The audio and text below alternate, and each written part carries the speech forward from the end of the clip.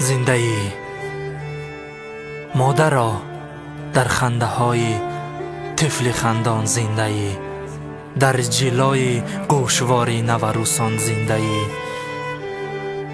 در خمار چشم شیدای جوانان زندگی، در نوای الله‌های صاحب جمالان زندگی.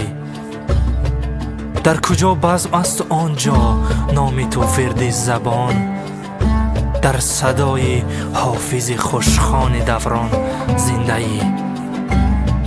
خاک پایت سجدگاهی وارثان گردیده است، در دعای صلح و شام اهل ایمان زندگی.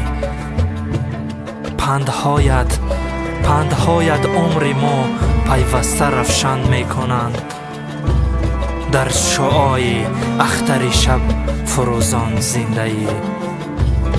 صبح نوروز از تو یاد خاطری تو می کنم، در شکفتنهای گلهای بهاران زندگی.